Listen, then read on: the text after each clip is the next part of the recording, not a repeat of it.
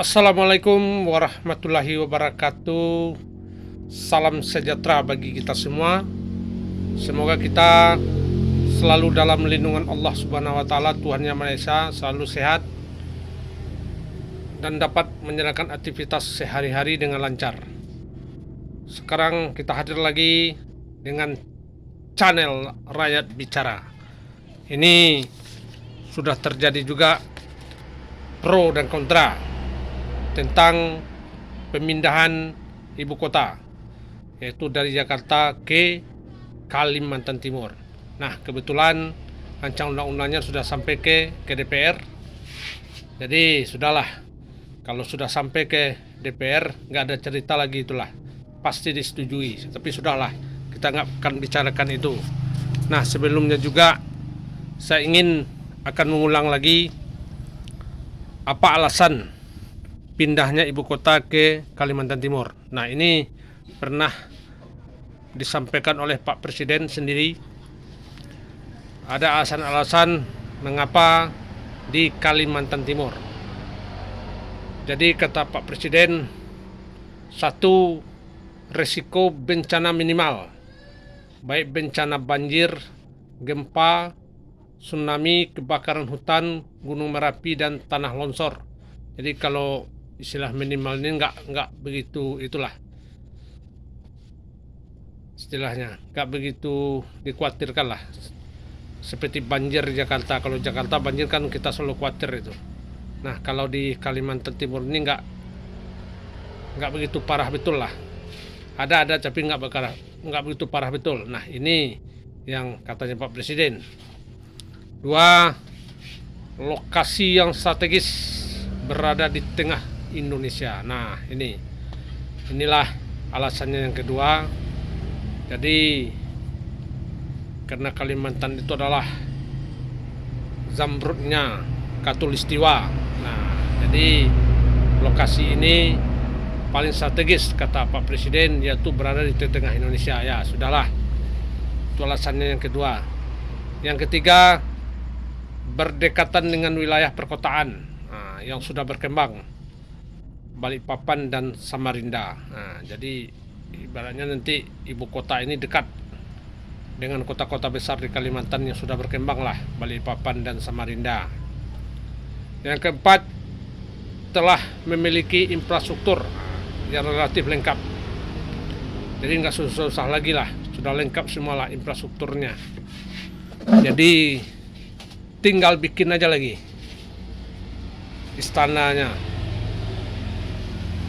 Yang kelima, sudah tersedia lahan yang sudah dikuasai oleh pemerintah.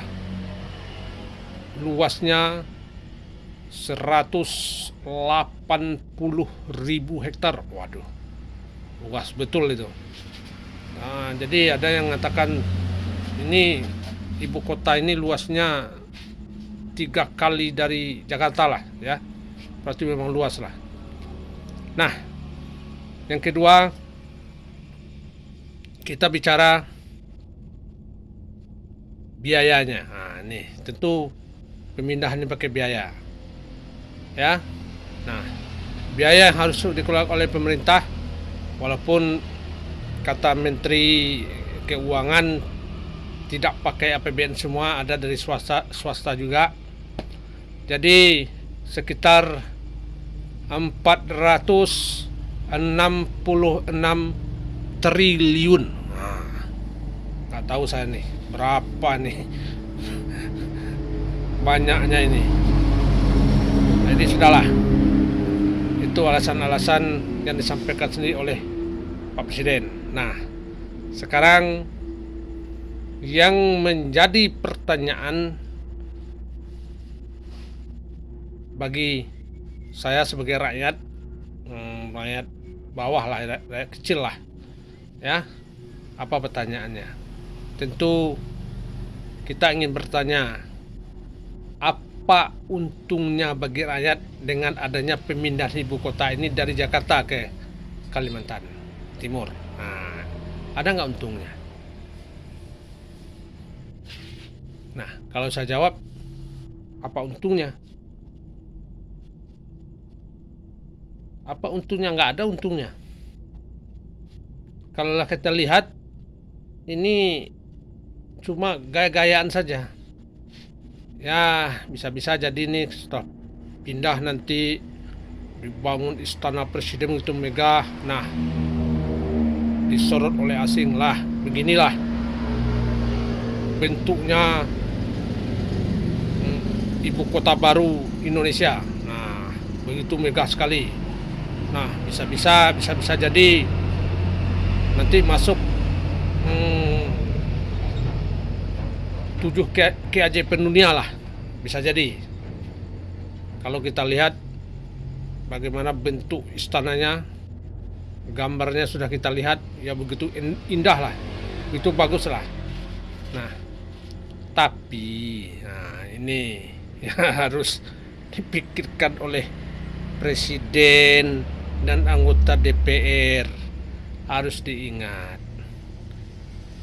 Walaupun pindah kemanapun, baik ke Kalimantan, ke Papua, ke Sulawesi, atau di atas langit, di planet sekalipun, tapi kalau rakyatnya masih sengsara, rakyatnya masih menderita, tak ada gunanya. Inilah kadang-kadang saya heran betul nih cara berpikir seorang presiden dan DPR-nya nih. Masalah yang dihadapi bangsa kita sekarang ini belum selesai. Pandemi COVID-19 masih berlangsung. Kita masih masuk pada level 2 kalau saya nggak salah. Nah, belum selesai virus corona. Nah, datang lagi ini yang namanya Omikron. Nah, pemerintah melalui Luhut Binsar Panjaitan sudah menyampaikan di media, ya, dan saya sudah sampaikan dulu waktu channel saya yang kemarin saya bikin. Apa kata, saya ulang lagi, kata Luhut Binsar Panjaitan bahwa puncak Omikron diprediksi yaitu di pertengahan Februari awal Maret. Kalaulah ini betul-betul terjadi, bagaimana lagi? Dari mana anggaran diambil lagi? Mana uang kita ambil lagi untuk mengatasi ini semua nanti? Nah, tapi saya tahu betul lah, ya, Pak Jokowi ini kan mudah-mudah saja sama dia. Ya, kalau nggak ada uang ya utang lah, tambahlah utang ke luar negeri, tambah utang mana-mana. Itu sudah biasa. Tapi yang harus diingat betul, anggaran ibu kota ini kan besar ini, yang saya bilang tadi 466 triliun. Lebih baik uang itu digunakan dulu untuk memperbaiki ekonomi kita ini. Lebih baik uang ini istilahnya kita bayarkanlah dulu kepada utang kita yang menumpuk, daripada dipakai untuk pemindahan ibu kota. Nggak ada itu urgent, nggak ada itu pemindahan itu. Istana dibangun megah-megah, ibu kota dibangun megah-megah, tapi rakyatnya masih sengsara. Nah, inilah cara berpikir pemimpinnya. Biarlah namanya begitu melambung di dunia internasional dengan memiliki ibu kota, dengan memiliki istana yang begitu indah, tapi rakyatnya mati karena virus. Tak tahu lagi saya bagaimana cara berpikirnya. Seharusnya baik presiden, baik DPR, saya sudah sering katakan, ayolah selesaikan dulu ini masalah yang paling membutuhkan perhatian betul. ini masalah juga membutuhkan anggaran begitu banyak. Lebih baik anggaran untuk pembangunan itu diberikan untuk memberi ekonomi kita, memberi bantuan sosial kepada masyarakat. Dan ini pun nanti uang ini bisa untuk persiapan seandainya prediksi pemerintah bahwa Omikron akan terjadi pertengahan Februari dan awal Maret. Ini bisa uang ini kita pakai. Tapi coba kita lihat,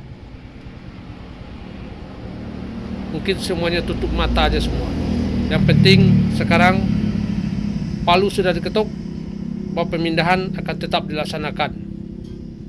Nah, itu sudah persetujuan antara Presiden dan DPR, jadi nggak bisa diganggu gugat lagi. Nggak ngerti cara berpikirnya, kita nggak ngerti. Ya terima aja lah lagi lah, nanti sengsara lagi, Omikron datang lagi, PPKM lagi, nah anggaran keluar lagi, tentu diutang lagi, pertama juga utang. Nah, jadi saya sampaikan kepada Pak Jokowi, stop dulu inilah, stop dulu. Lebih baik anggarannya, uangnya digunakan untuk pemulihan ekonomi kita. Sejahterakan rakyat dulu. Rakyat tuh nggak perlu istana bagus-bagus. Rakyat tuh yang penting bagaimana sandang pangannya tercukupi, kebutuhan hidup tercukupi dan tidak susah lagi. Itu yang penting bagi rakyat. Gak perlulah istana itu. Sebetulnya apa lagi? Istana sudah ada di Jakarta. Kalau Pak Jokowi takut banjir, pindah tuh ke Bogor.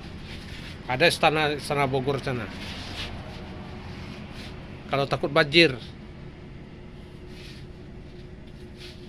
kebakaran hutan nggak ada di Jakarta. Gunung Merapi di Jakarta nggak ada. Tanah-tanah longsor nggak ada Jakarta. Tsunami ya, mungkin saya nggak pernah dengar Jakarta pernah terancam oleh tsunami. Mungkin ada banjir dengan bumi, oke lah. Nah, kalau terganggu istananya di Jakarta, ya pindahlah ke Bogor, Istana Bogor. Kan bisa.